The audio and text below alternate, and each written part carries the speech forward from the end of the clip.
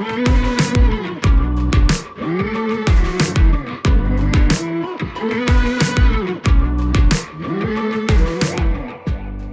getting ready to go to Colorado soon, next month actually, and my friends, my family, my employees, everybody who knows me is going to give me a hard time. Like, wait, I thought you didn't like travel. I thought you didn't want to travel. And it's true. I don't like traveling. I have turned down so far this year 2 free trips. Well, actually 1 free trip and 1 trip that I already paid for, but I'm still not going to go on. The free one was to Singapore, and the one that I paid for, but I'm not going to go to, is Brazil. And a lot of people tell me, oh my gosh, I would love to go to these places. I would kill to go to these places. I can't believe you're turning them down, especially since you don't even have to spend any extra money.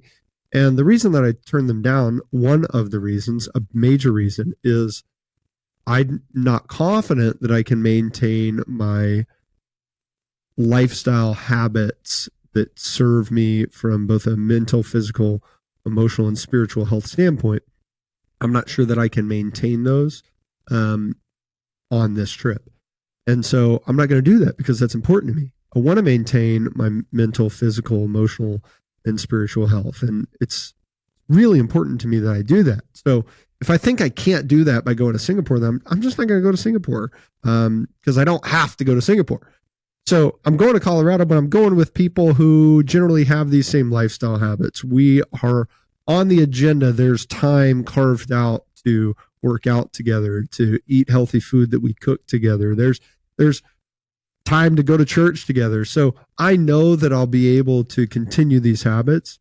And so maybe I don't like the flight. Maybe I don't feel good when I'm at the airport, but I can push past that and know that when I'm there, I'll still be able to continue those habits. And wherever you stand on that, our conversation today with our guest, Hilda Labrada Gore. She has traveled extensively as an experiential anthropologist through Mongolia, Peru, Ethiopia, Ecuador, Kenya, Australia, and more. You can kind of get the sense that she likes traveling a lot more than I do. Well, she is able to maintain those healthy habits, and when she travels, she has the specific objective of exploring the traditional practices of people in these communities to improve the energy and vitality of humanity as a whole. She's the host and producer of the Wise Traditions podcast on behalf of the Weston A. Price Foundation. She shares the best of experts' experiences and epic adventures on her podcast, the Holistic Hilda YouTube channel, and in person at conferences and retreats. She has a lot of knowledge to share with us. She is going to share some interesting stories and the 6 ancestral secrets that she's discovered through her work with the Weston A. Price Foundation that we ought to not forget in our modern world. So you're a business owner, you're struggling to maintain your physical, emotional, spiritual health in our modern world, listen to our conversation with Holistic Hilda, and you will hopefully walk away with a few tips that will improve your life. I'm Sanger Smith. This is Decidedly.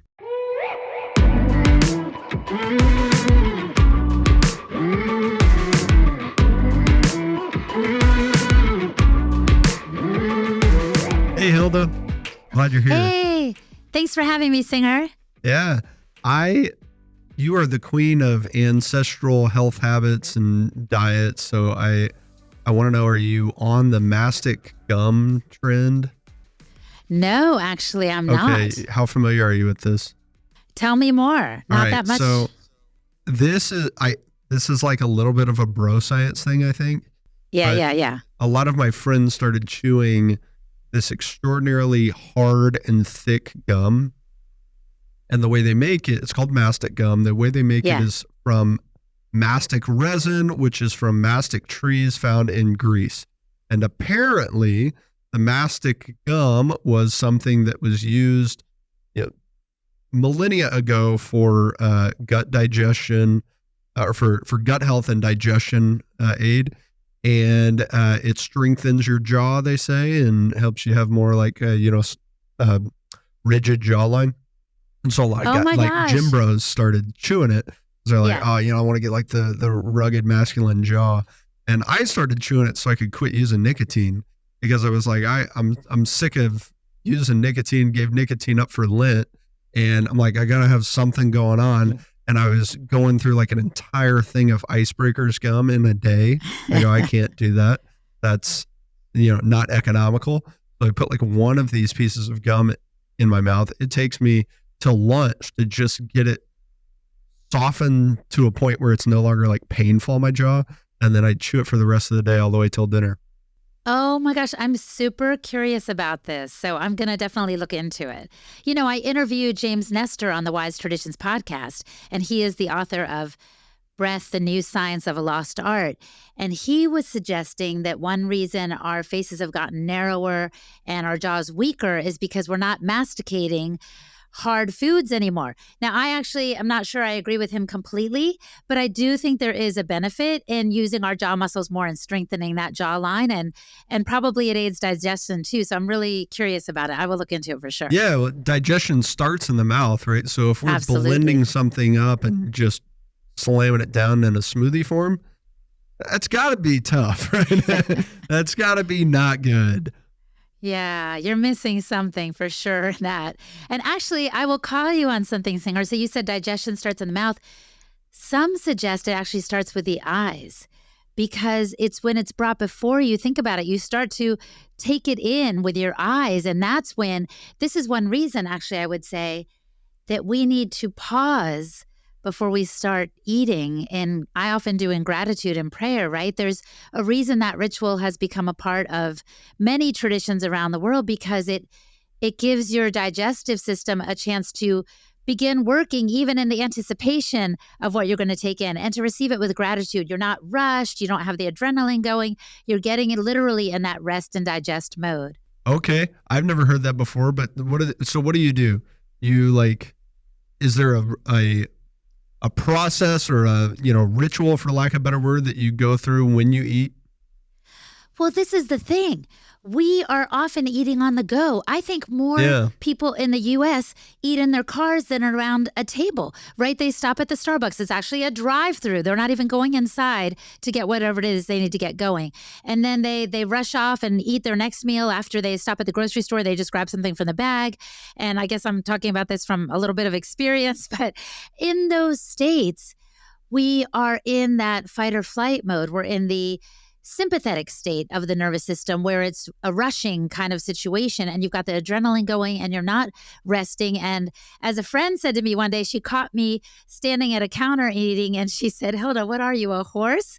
And I was like, "Wait, what?" And she said, "You can't properly digest your food if you're starting like that." Yeah. So there is something, in biblical times, they would recline in different parts of the world, in Greece and Turkey. There's a reclining at the table that really gets you in the mode of receiving and getting the most out of the nutrients that you're taking in. So there is something to pausing. When I talk about pausing, I literally just mean bowing my head and praying. I sometimes will even put my hands over my food to offer it that good energy and ask for God's blessing on it. But the traditions vary from culture to culture, but there is always a pause and a gratitude that is a part of taking in the meal. Yeah, and the tradition of praying before a meal, I always experience it as less about the food and more about a reminder to do the prayer. So it was like, okay, yeah, I mean, like it was more of a checkpoint in the race of the day. Like, let me stop. Oh yeah, I'm eating, so I got to stop and pray. It's not necessarily about the food, even though most of the prayers, hey, bless us, O Lord, for these gifts. Yeah, I'm praying for the food. I am thanking God for the blessing, but I'd never made that connection within my own mind. I just thought it was kind of like I'm praying when I'm brushing my teeth. It's something that I'm going to do. It's a good reminder to put it in my routine. Yes, and then think about this. The idea of joining hands around the table. I also think, Singer, we weren't meant to eat alone. Yeah. There really is something special. As a matter of fact, I've heard that if you go to Europe and you get a table for one, and if any Italian, for example, sees a person sitting alone at a meal, they're like, okay, I know they're American, because the Italians wouldn't do that. And the image that's coming to my mind also is of when I was in Ecuador in 2021, and I got to be a part of a large celebration called Inti Raymi. And the community would all get together. It was like a Thanksgiving of sorts, and they would all share food, and it was so beautiful. Think about the most amazing church potluck you've ever been on times 100. Like it was everyone bringing fresh, real food, not Kentucky Fried Chicken. It was guinea pig, which they do eat down there, and palta or avocados, and just all the bounty of the earth that they shared. And the women were there. And so we were enjoying the meal. That's a part of it too. So I'm so glad I'm on the show. I know we're talking about all kinds of things, but I think it's important to talk about the value of community and how that nourishes us as well. And I'll say that guinea pig actually tastes amazing. If anybody heard you just say that and, wanted to vomit at the thought of eating a guinea pig or felt sad about consuming something that is a pet currently for their 12-year-old daughter. No, it actually tastes really, really good. It does. I had the privilege of eating some in Peru a long time ago, and it's unique. Yes, it's really unique. And I know we sometimes have to wrap our head around a different association with animals, but after all, we've all been put on this earth with a reason. And I see it as an even exchange. When we care for the animals, then they give their lives for us in return. So I've been on many a farm and even participated in some processing days. So I know it's not an easy thing to do, to take any animal's life. But if you think of it as a lovely exchange, that kind of works for me. Yeah. When you talk about being on farms for processing days, what was that like? So what's coming to mind is when I went to visit Justin Rhodes. So he's down in North Carolina, and he is a YouTuber, actually, and a homesteader, has a passel of kids like a lot of these folks do. And on processing day, so they have a lot of chickens, he literally invited folks who follow him and are part of his community, I think it's called Abundance Plus, to come out and help slaughter the chickens. So I, though I've eaten a lot of animals, had never really processed one before or taken an animal's life intentionally. I probably run over a frog driving down the parkway, but that's another story. So I joined in on it, and it really was a mix of something primal and sacred at the same time, I would say. It's kind of like, I would say, intimacy between a husband and wife, in this sense that there's something beyond that you can't quite quantify about how special it is. There was something about that with the animal. And what I mean by that is this. In taking its life, you realize it has life and breath. It's a sentient being to a degree. Obviously, it doesn't have the mind that we do, but it's got a heartbeat. It's got a little spirit about it. It wants to eat and live its best life. And so when I did take part in taking its life, I offered gratitude for it in a way like I was just discussing with you over the plate. But here it was still clucking and moving its little wings. And so what you do, I hope this isn't too graphic for your audience, but they often on these homesteads will have these inverted cones. And so you drop the chicken in upside down, and it might be startled for a second, but then it calms down because all the blood rushes to its head. So it can't really think anymore. And in a humane way, you slit its throat and the blood drips out, and then you start to put it in the feather picker machine and do all the different parts. And I did it for several chickens, and it wasn't easy, but I also felt like this is important for me to understand where my food comes from. And I actually would challenge you or any listener to get out and experience that, because when vegetarians and vegans are like, you don't know what's involved, I think they kind of have a point. We're too disconnected from our food now. So let's get involved in what it means to really get that food on our plate and harvest and forage and process if need be, so that we can get more familiar with it. And it actually breeds a more intimate connection with the food, and maybe even deepens our gratitude to God for it.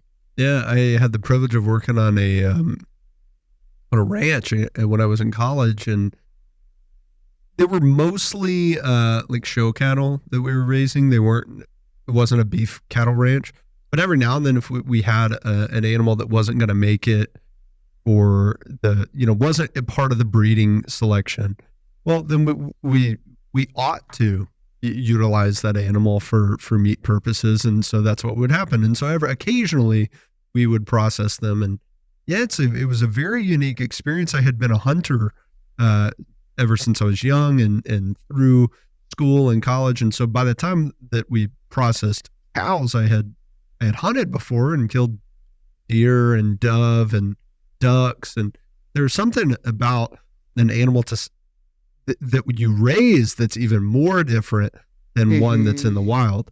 like, processing a deer that you shot is definitely a very reverent experience that many can attest to.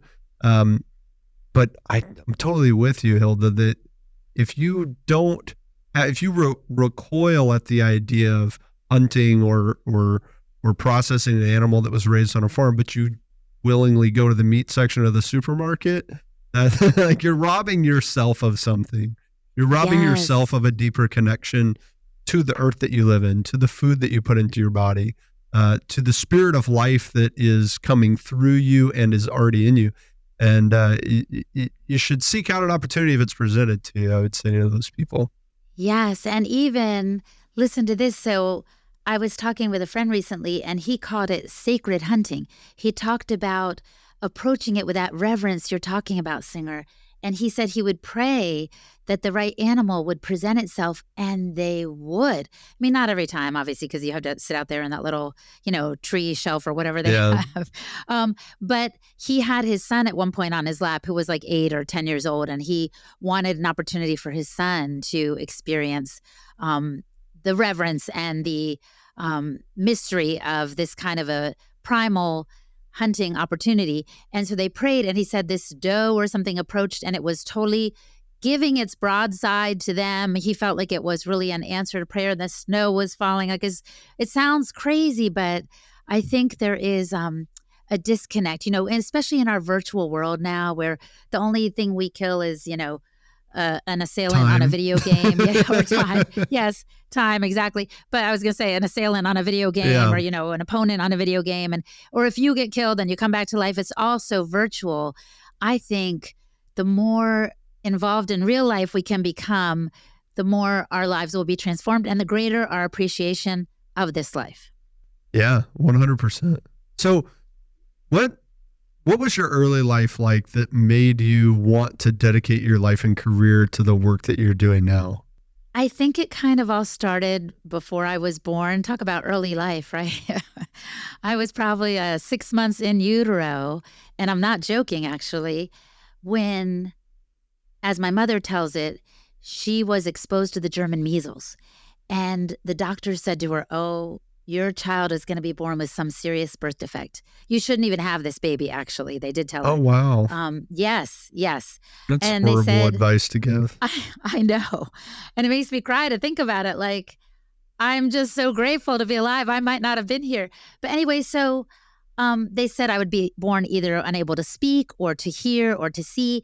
And then when I was born, thank God, my mom was like, "Okay, I'm not going to stop this pregnancy." When I was born, they didn't see anything wrong with me, which was amazing and a miracle in and of itself. But then a couple of months later, they did detect a heart murmur. Basically, Singer, I was born with a hole in my heart between the lower 2 ventricles. So the blood was kind of backwashing. It was flowing in a way it shouldn't flow. It wasn't oxygenating properly. The medical term for babies of this kind is called blue baby. So I was dubbed a blue baby, and they were like, "We need to do something about this. Otherwise, your child's not going to live very long," they told my mom. So at 9 years of age, they performed open heart surgery. And I don't know. When I stop and think about it, I get emotional because I was so little and I didn't know what this all meant, but I was scared. And I remember the night before the surgery, I was alone in the hospital room. It's a long story how that happened, but the nurse comes in and she's like, "Okay, are you ready for your enema?" And I was like, "What's that?" And she was like, "Oh," she was so mad. And I thought she was mad at me, but she was just mad that no one had prepared me, because I guess they got to clean you out before they open you up and sew things up. Anyway, it was, so now to this day, I do not do the coffee enemas or all the things the other people do because I've got a little trauma there. But be that as it may, after they did the surgery, I woke up, I had this huge scar on my chest, but I also had a new lease on life. And they were like, "You can do whatever you want." And I was like, oh my gosh. Well, first, this informed my faith, actually. I was like, okay, I believe God spared me. It could have been so much worse from the womb. But then even, with the surgery and stuff, that could have gone south. So I'm just so thankful to God. So the first thing I wanted to do was thank him. But the second thing I wanted to do was make my body last as long as possible. So I became a fitness professional. That was my entryway into the health space. And then little by little, I started to realize, health is so multifaceted. As you and I have discussed, yes, it has to do with food, but it also has to do with movement. It has to do with community and emotional and spiritual. It has all these components. And a friend one day called me Holistic Hilda, and I was like, okay, that's it. That's going to be my nickname. That's going to be my moniker, because it gives the idea that there are so many facets to well-being, and I love to elaborate on as many of them as possible. So that's kind of how I got going on all this. Yeah. What are the main facets? So I'm right now working on a course on just this, actually, because I feel like people don't read anymore. And although I am working on a book too, but I was like, let me just get something out there, kind of quick and dirty, that people can access online, that is going to focus on simple secrets. So are you familiar with the story of the man in the Bible who had leprosy and he didn't know what to do about it? And I think his name was Nathan. And so someone brought this little servant girl from Israel over, and she was like, you know what you need to do is go wash in that river 7 times. And he was so mad. He was like, oh, no, that's no good. That's stupid. And he was like trying to talk to his advisors, and they were like, look, if she had asked you to do something very difficult, like, get the egg of an eagle from the high branch and blah, blah, blah, would you have done it? He was like, yeah. They were like, don't overlook this because of its simplicity. This is Holistic Hilda's paraphrase version here. But anyway, so he went and washed himself in the river and he was healed, right? So the 6 ancestral secrets that I am trying to give to the world, Singer, are super simple, but I think they shouldn't be overlooked because of their simplicity, because they're really important. And I'll tell you the first one. It's actually the multivitamin in the sky. It's the sun. Like all these years we've been told, like, cover up from the sun, wear sunscreen, you could get melanoma. Well, I'm here to say that the sun nourishes us on so many different levels. So we have a clock in every one of the cells in our body. And if we don't get enough natural light, our body gets confused about what time of day it is. And this affects hormonal function. It affects digestion. It affects our sleep and the profundity and the restorative qualities of sleep. So we all need not less sun. We need more of it. And this was not something I understood at first. Again, I was an exercise professional, and then I got involved with the Weston A. Price Foundation. They're big on nutrition. But my exploration didn't stop there, because I just have a continued posture of a learner. That's why when you said, do you know about this mastication gum? I was like, no, but trust me, I'm going to look it up because I'm very interested. So I started talking to Jack Kruse and Carrie Bennett and Thaddeus Owen and people in the quantum healing space. And they started saying to me, sunlight is more important than food. And I was like, what? Like, I'm preparing myself for a huge paradigm shift, but I understood why they said it, because our mitochondria, the tiny little engines in our cell that get energized by, various forms of energy, only get 1/3 of their energy from food, and they get 2/3 from light. So why is everyone depressed? Why does everyone have SIBO and, gastric issues and all these things? I'm like, what is happening? I think it's because we don't have enough sunlight. So what I do and what I advocate for is sunrise before screen rise. I advocate for getting out and getting that early morning sun between 30 to 45 minutes after sun has risen. I'm not saying you have to be outside for 30 to 45 minutes. I'm saying get outside within that time frame. So this morning, sunrise was at 7 a.m. I got out at 7:30. And all you need is like 15 minutes.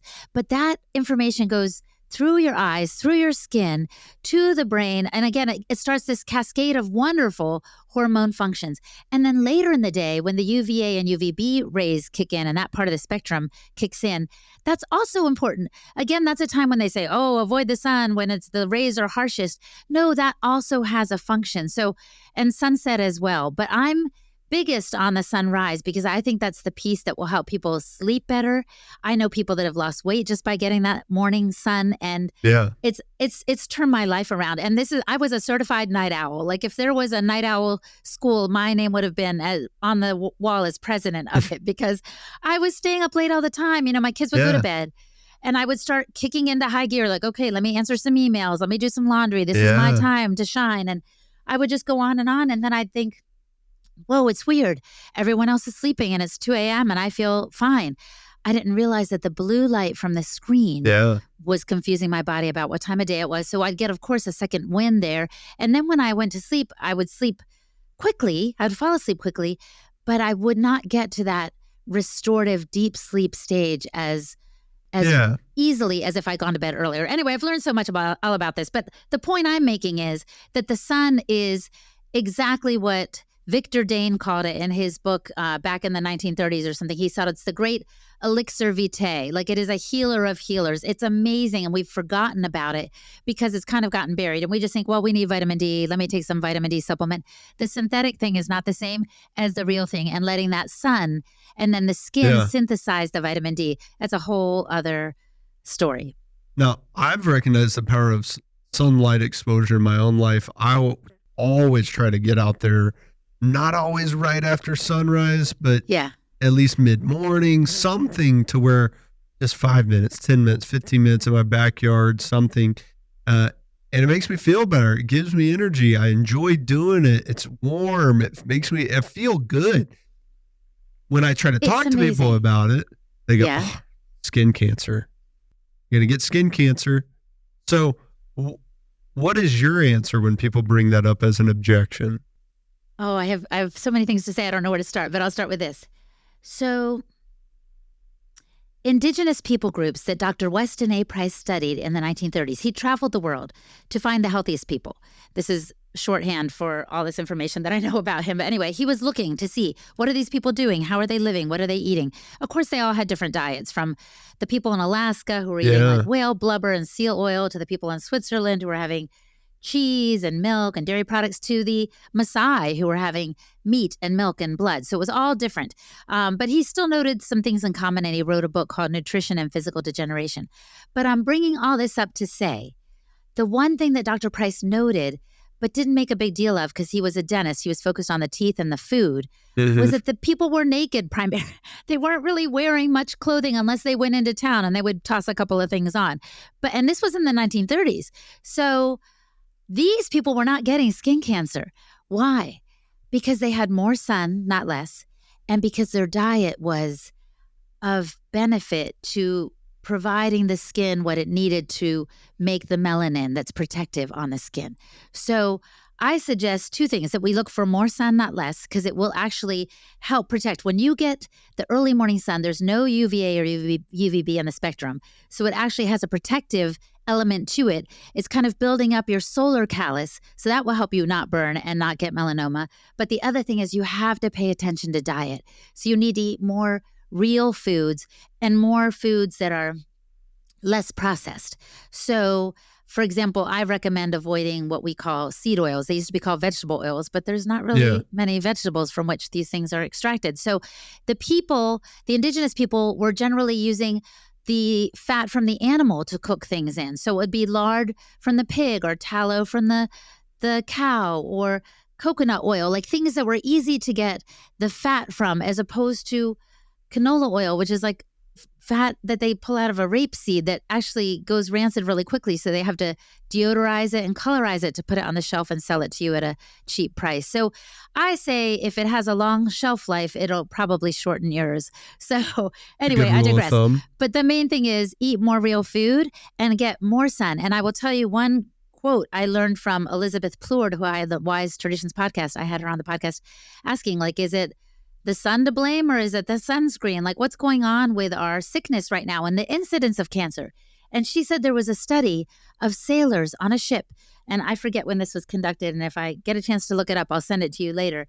But she said it was actually the sailors who had more time inside the cabins that got the skin cancer, as opposed to the ones that were mostly outside on the deck of the ship. So it's, again, the opposite of what we've heard. And I think I'm grateful that you have this podcast, this Decidedly podcast, because people need to learn to make decisions not based on the things that have been repeated to them over time, but on other measures, which we can get to in a bit. But I've been thinking about, how do I make my decisions? And I've learned to not always heed the loudest voice and look inside a little bit more. Yeah, and having a principled framework like you do to say, hey, I'm going to place a lot of credence in the time-tested ancestral methods. That helps you filter out a lot of nonsense, because if some, 9 out of 10 doctors come out and say, skin cancer is caused by too much sun exposure. It goes, okay, well, I may not be convinced just because there's a consensus in the medical community right now. Let me look at some other data points. And I find that, is something that I'm generally following, is to go, okay, let's look at the world history before I commit to, a new belief that obesity is caused by an Ozempic deficiency. Now we've solved the problem. I think, though, when it comes to sun exposure, it seems like the clear thing to avoid is burning, right? We don't want to go get a sunburn. That's right. So we have to be wise. I'll never forget my friend, Lisa, who went to Kenya one time, and she was working there with some translation or literacy group and helping a tribal group come up with a written language. And she said, my sister came to visit and my dad and I were there, and the heat was so strong and the sun was so hot. And we looked around and noticed that all the Maasai were in the shade and the Māori people that she was working with. And so, in other words, they were standing out in the blazing sun where the indigenous people knew, okay, the sun is really hot right now. We're going to get in the shade. You can wear linen. There are things you can do to cover up naturally, because the other thing I think people need to pay attention to is how the puzzle pieces don't fit. Just like you were saying about the Ozempic, that's not necessarily the reason people are overweight is because they don't have Ozempic. The reason people are getting cancer is not because they didn't have sunscreen, because they never used to have sunscreen. Yeah. And sunscreen, this is what gets me about that. It's being banned in certain places in the world because it's harming the marine life. So we have to think, if it's harming the marine life, what is it doing to us? And I know we're bigger than the little plankton and the coral life and all that, but what is it doing to us? And it actually does have hormone disrupting chemicals that are wreaking havoc with us on a hormonal level. There's all kinds of stuff in that thing. So that's one reason that I avoid it. I think you're right. I have the framework of ancestral traditions that have stood the test of time.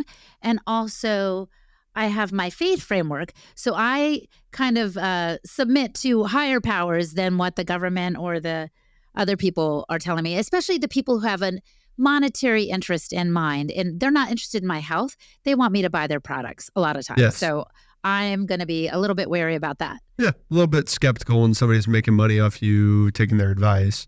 Yes. The other 5 ancestral you want to hear? Yes, okay. I really do. I'll try to keep it shorter. I get excited, and there's a lot to it. And I love to tell the stories of how these things dawned on me in different countries, because I started traveling the world, Singer, because I was inspired by Dr. Price. So this dentist researcher in the 1930s traveled the world to see the healthy people. And I was like, well, I want to do it too. I want to see who's still out there. Yeah. And what I can learn from those who are still keeping their traditions. So one of the traditions, for example, is sleep. And even as a health coach, I'm slowing down because I'm embarrassed about this. Even as a health coach, I was burning the candle at both ends. Like I told you, my kids would go to bed and I just sacrificed my sleep. I thought, I'll just sleep when I'm dead. I was one of those people. And then I found out that if you shortchange yourself on sleep, you will die sooner. So it's really not a good thing to postpone your sleep because you're going to just hasten your death. So I learned a lot from that. I learned that sleeping is a time for the brain and the body to detox. People are all into the green smoothies and I'm going to do this detox cleanse thing. How about prioritizing sleep? And again, if we get the early morning sun, you're going to be sleepy earlier, honestly. You're going to want to. Yeah, exactly. Yeah, you're going to want to go to sleep. I used to think that about myself too, Hilda. Oh, I'm a night owl. I just can't do it.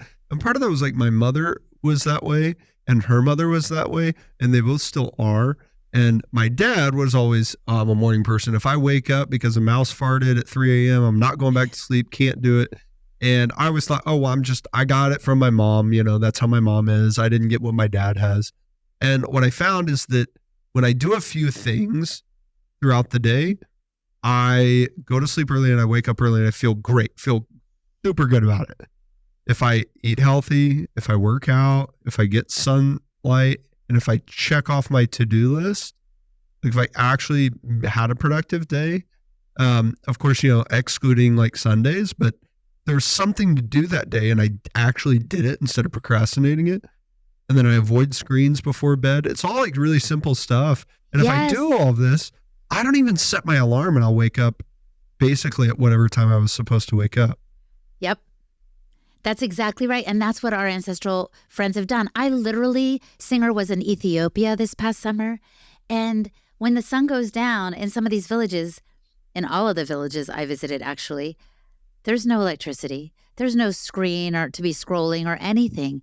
And the people do a few things, maybe by firelight. I wasn't there when the sun went down, but I saw their huts, and there were no TVs, there was no computers, so of course the sun goes down. I'm pretty sure they go to bed shortly thereafter, and they all sleep in these little huts. And then they wake up when the sun comes up. They did tell me we have some coffee ceremonies. So coffee was a little bit of a tradition in some of the communities, which is beautiful. But I realized that something needed to shift for me. So when I started getting the morning sun, I started going to bed earlier, and I started getting the very benefits you were just describing. So sleep is really critical. And I witnessed how happy and healthy the people were in Ethiopia, even though life is tough there. Some of these indigenous tribes don't have all the resources they did before.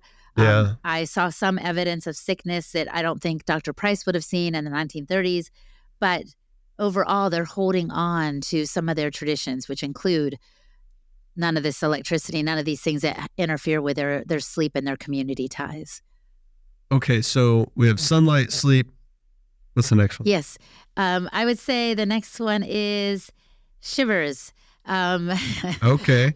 And I'm just laughing about that because I'm Latina. So I was always a fan of give me the beaches, give me the sunlight, give me the warmth. I don't want no cold. But then I started interviewing some people, and I started investigating some traditions and learning that the cold is our friend. And just like working out, which you mentioned moments ago, it can build a mental and emotional resilience and internal strength. It improves cognitive function. It boosts your metabolism. It does all these things. And you don't have to be cold for very long. So I call it Shivers because I'm a fan of alliteration. So sun, sleep, shivers. Okay. But it really just means getting exposed to the elements. We are just far too comfortable in our modern lives. We heat our homes to 70-something in the winter. We cool them to 70-something in the summer, and our bodies don't have a chance to work. So when I was in Mongolia a couple years ago, by the way, it's freezing there. This is the place between China and Russia, and it's just absolutely freezing. And you can bet that my Mongolian Kazakh eagle hunter friends were not jumping in ice baths, but this is what they were doing. They were cold adapting by virtue of being outside for extended periods of time, even though they were clothed in their coats and their furs and so forth, because their body still has to work to keep them warm. So I suggest that people just get outside more. But what I do in the winter a lot is what I call a shiver walk. So you don't have to get all fancy with a cold plunge, though I do actually have one of those because I try to challenge myself a little bit more. But you can also wear like one less layer and walk outside for 15 minutes and you'll be surprised at how your body responds. I have built up personally my cold callus, which means I can endure the cold better. I'm no longer like the old lady, like, give me my sweater, even though it's 80 degrees here. I'm now like a little kid. I don't need a jacket. And my body has built up brown fat. And this is what babies and little kids have more of that we lose as we age. So your body starts to respond in a very positive way. Yeah. I mean, I could go on and on about all the benefits of shivering, but I would just suggest take advantage of your environment. And if it's hot, sweat it out, get outside in the summer and let your skin be exposed. Don't fight the environment in which you live because it has a gift for you. Yeah, and it connects you to something. It connects you to something that's real. It connects you to the world that you're in. And when we try to avoid the climate, like I just rush from the car to the office building, get back inside, get that AC on. Yeah, it's not good. We're robbing ourselves from a connection that is being offered to us. Yes. And I've heard some people describe our homes and our offices like cages of our own making.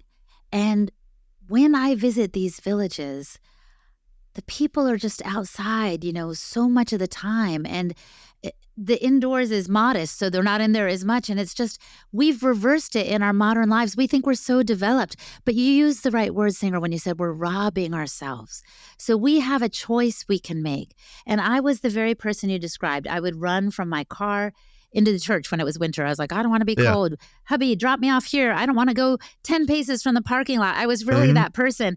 And now I'm the person who can handle the cold well. And I'm thankful because it shows me what I'm capable of. And I think we've just gotten softer because we're not testing ourselves and we're not experiencing what our ancestors did. We are softer emotionally, physically, spiritually, mentally than we used to be. And of course, when you face less adversity, you will be weaker. And it doesn't mean that we need to, compete in the trauma Olympics with one another and have more and more difficult lives. And if you've necessarily suffered enough that you will be better for it than your peers. But if you avoid adversity, if you avoid challenges, you're going to be avoiding opportunities to grow. And so I'm with you. Like, I think our modern world is so comfortable, and we design it that way. And a lot of the luxuries are for great benefit. Productivity in the American South boomed when we created the air conditioner. Like, I'm pro air conditioning. I think it's a good thing. I'm not saying I want to get rid of my air conditioning, but there's too much of these luxuries can have a detrimental effect. And I don't think that as a culture, we've spent any time until maybe very recently talking about the negative impact of focusing too much on creating comfort. And so we don't have to go out and find like the biggest mountain that we could climb, although, that might be good and provide some personal growth opportunity too. But I'm a big fan of these like small battles, so I do the cold plunge in my backyard every day. And sometimes it's not intense, Good. I might do it for 10 seconds every now and then and just that's a little micro battle. Yes, I love that. Let me interject. Sometimes we think we have to go so extreme. You see these videos on TikTok or on Instagram of people like breaking open the ice and getting in the water. And I mean, it's very dramatic. And actually, I kind of like that too, but that could be me. But we don't need to make the contrast so stark because we're not trying to injure ourselves, right? It's just like a workout. And I know for years people used to say, no pain, no gain. It's going to that failure point so that you challenge yourself, but you don't hurt yourself. So I've heard even Jack Cruz say the water temperature doesn't need to be much below 50. So we can just have the contrast between what the weather is like outside. Think about like at the ocean. When you go there at 70 degrees or 80 degrees, the ocean's maybe 50 or 60. It's not a cold plunge, but it feels like that at first. I used to not even want to get in with that contrast, right? That's enough. That's enough to challenge the body. And you also don't have to be in there for 20 minutes, for goodness sakes. I'm a small woman with very little body fat, so I just do 2 to 3 minutes and that's enough. So I really like that you said these micro battles, or even I would say micro wins, whether it's a shiver walk, or I sometimes recommend a face plunge, even, 30 seconds or less of a cold shower, whatever it is, to kind of teach and show yourself, oh, I'm resilient. And then whatever comes my way the rest of the day, it's like cake, right? It's so easy comparatively. So I love that. Yeah, the micro wins. Let's go for that. A friend of mine said he made a comment that he made fun of himself for. He said, oh man, like, you ever think washing your hands in cold water is kind of like a mini cold plunge? And I was like, and then he was like, oh dude, that was stupid. I'm sorry. I go, actually, not really. I mean, it wasn't that stupid. No. It's kind of fair. It's better than nothing.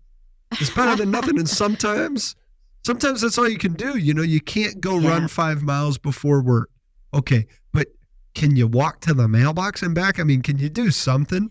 And the answer, I think, is there's always something that we can do. Can you do 10 push-ups? Can you just turn the water cold for like 2 seconds in the shower? Yes. And I have interviewed some people on the Wise Traditions podcast who said, if I could only just move my little pinky finger, I would.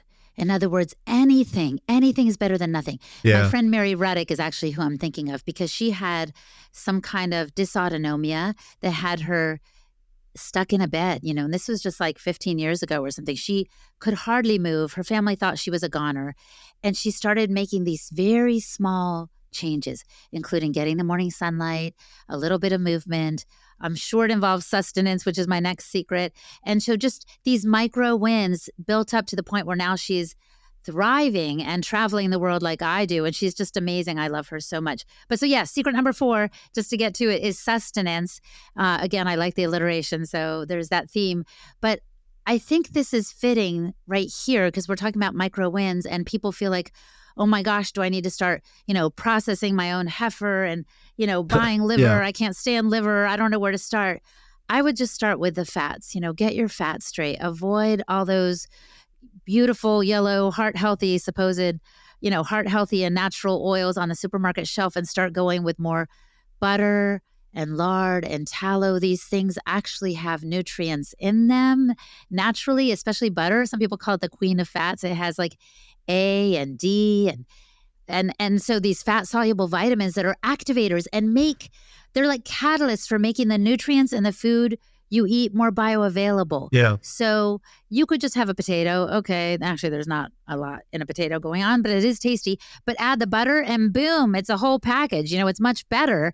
Yeah. It's still missing protein, but you have the fat and the carbs at least, So I would suggest doing that. And that is indeed, I think, a very foundational place to start is with butter. Now, what do you say to the people who go, wait a second, Hilda, I grew up and I was told that butter's not good for you because it raises your cholesterol and I'm going to have a heart attack if I eat too much butter. And my dad, when he was 60 and had gout and heart attack, his doctor told him it was the bacon and the butter and the eggs.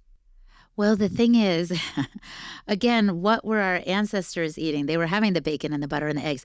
And there are more heart attacks and cholesterol issues. Well, actually, I'll say this. There are more heart attacks. There's more diabetes. There's more obesity now than there was even 50, 70 years ago. So what happened was that information was based on the work of Dr. Ancel Keys, who did this study on diet, and it's linked to cholesterol and heart disease. And unfortunately, Ancel cherry-picked the studies so it would work to what he wanted to say, basically, which was avoid cholesterol. It will lead to heart disease. And so then the government glommed onto his results and started telling everyone this.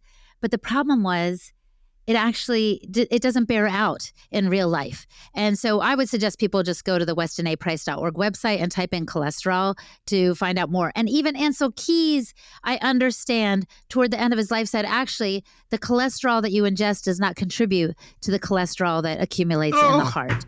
So even he was correcting. Yes. Oh my gosh, that's so frustrating because it shows how pervasive an untruth can be. I don't want to call it a lie, but bad information, wrong advice, it sticks with us for generations. I mean, generations. Does. And I have this experience all the time, Hilda, and I'm sure that you do too. I eat eggs every day. Every day. Eggs. Like if I don't have my eggs, I have a problem. And if I'm traveling and I don't have eggs, like they don't have eggs at the hotel breakfast buffet, I am on a mission to find eggs before I do anything else. They are like that. They are my daily, not just vitamin, like prescription. Like if I don't have it, I know I'm going to feel worse. And there's all types of things like that I do that I've found that you preach and you say, hey, get sunlight, eat meat, eat eggs, eat butter. And I hear people who I can just look at and tell they are not healthy. And then when they talk to me about their life, they reveal that they are unhealthy, that they stay up really late, that they're always on their phone, that they don't have motivation to accomplish their goals, that they're feeling depressed and anxious. And then I can look at them and see that they're overweight, and they look at me. And I'm not perfect. I'm not saying I ought to be a role model for anyone, but I don't have those problems. Right. And they go, Sanger, well, you really shouldn't be eating all that butter. And I just want to go, okay, like what? It's funny to me that that's the thought process that they're having. but it reveals something deeper. It reveals that we will go to whatever length we can to protect our own ideas, to protect our own beliefs. And most of us don't want to admit, hey, there might be a problem with the way I've been doing things. Oh, that's so true. I think that's human nature, right? You have an idea, it lodges itself in your brain and your subconscious and your spirit, and it's just very hard to shift your paradigm. But I would suggest this. This is why I do regularly little challenges. And I believe that N equals 1. In other words, the most important study is the study of how it plays out in your own life. So you have found out that you love eggs, that you thrive on eggs. That's like amazing. I love eggs too. I can never have enough. I'm like, this is working for me.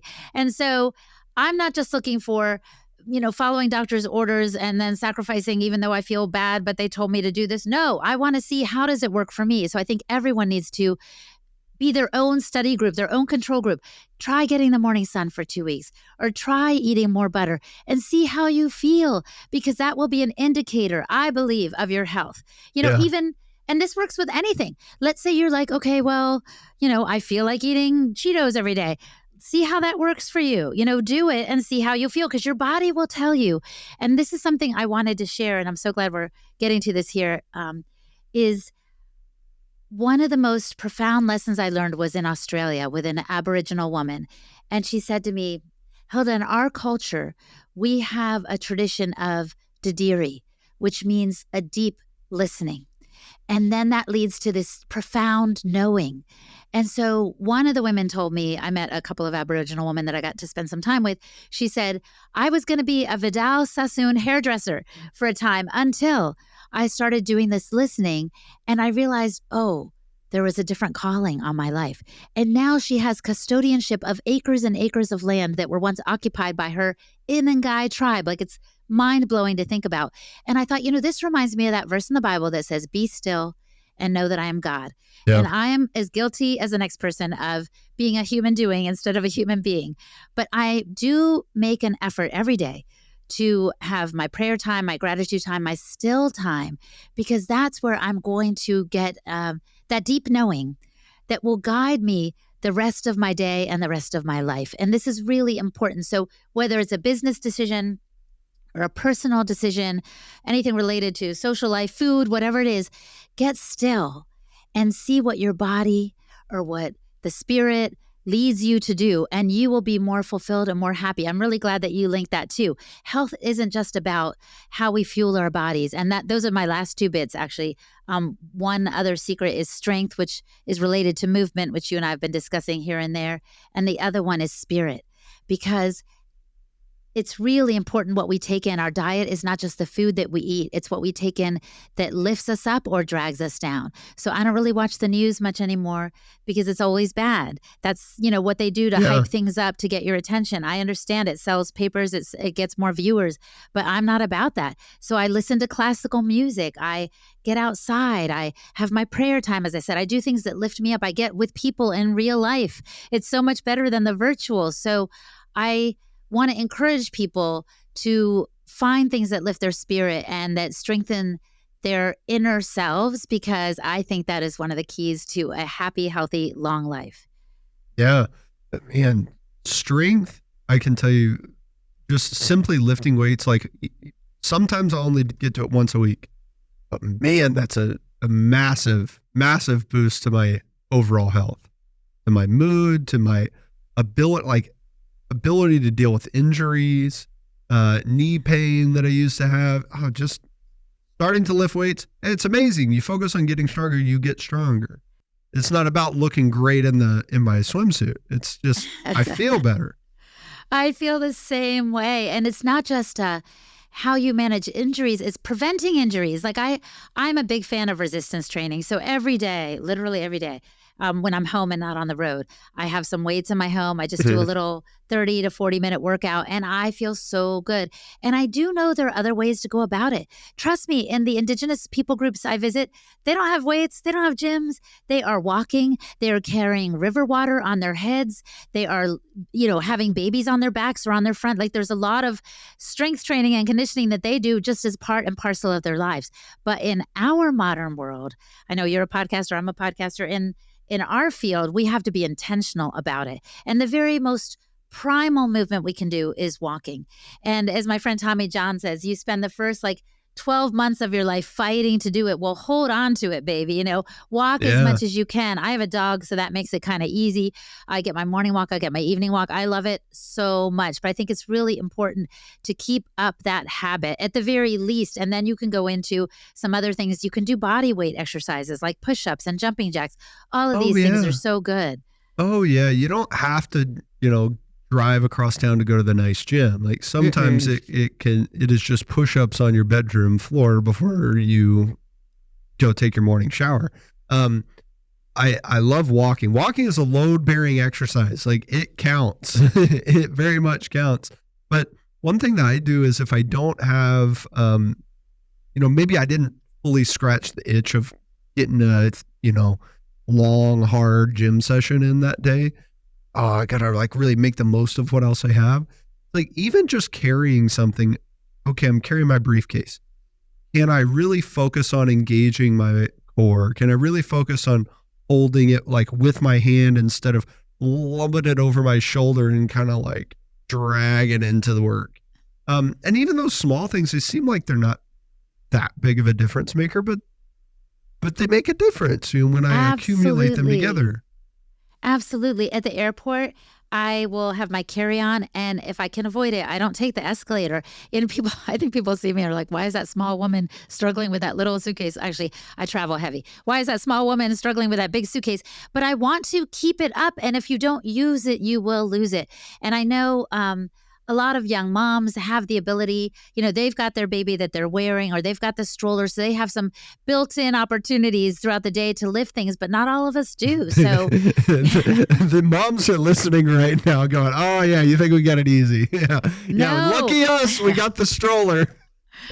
I'm not saying you're lucky, but I'm saying you have that ready-made. Don't feel bad if you can't go to a gym, for goodness sakes. You're doing enough lifting all day long. I understand how it goes. I have 4 kids. They're now grown, but I've been there for sure.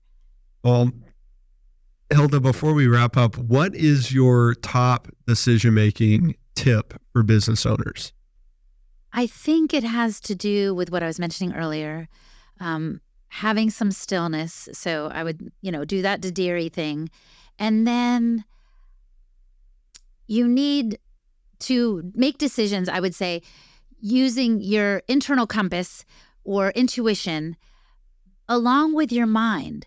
So I have trusted people around me that help shed light on decisions. I don't make them in a vacuum. Again, that community piece is coming back that we often don't have in this day and age. But if you have some good friends or a spouse that you can run some ideas by, just literally the other day with my daughter, I was like, what do you think of that post? She's like, I have no idea what you're talking about in that, Mom. I was like, okay, I won't post that then. That's a small decision. But even on bigger ones, I run ideas by family and friends, and I have a team now that works with me with Holistic Hilda stuff. But I would say go with that stillness. Pay attention to what your inner compass is telling you, your gut, but also use the discernment of your mind.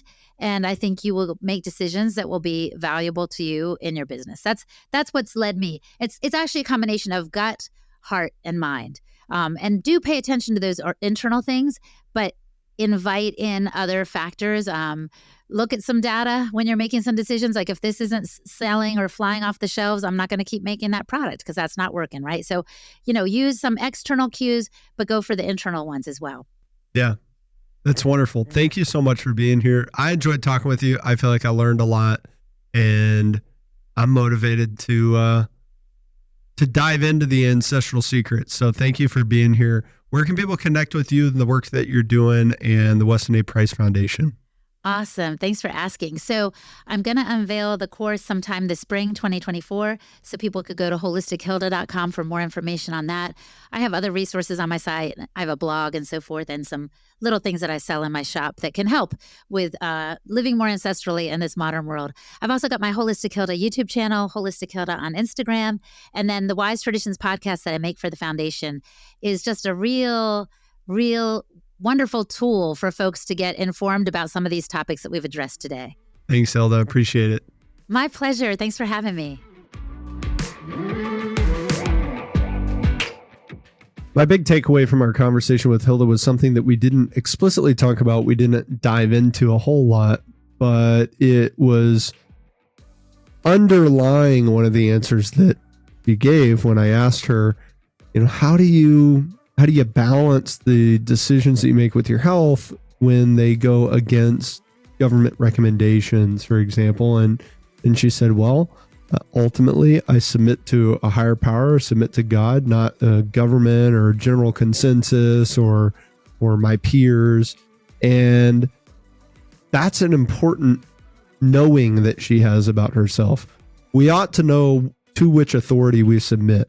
And if it is the government, I'm not going to spend a lot of time telling you why I think that's a mistake, but at least you should know that for yourself. That way you know when and which advice you should heed.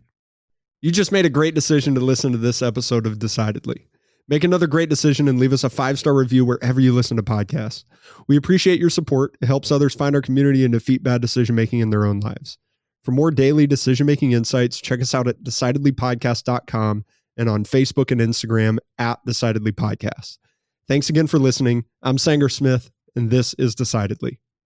Insights, advice, and comments provided by Sean Smith, Sanger Smith, and speakers identified as part of the Decidedly podcast should not be considered recommendations. Speakers not identified as members of Decidedly are expressing their opinion, and their statements should not be construed as reflecting the views of the Decidedly team. This podcast is produced solely for informational purposes, not personalized advice.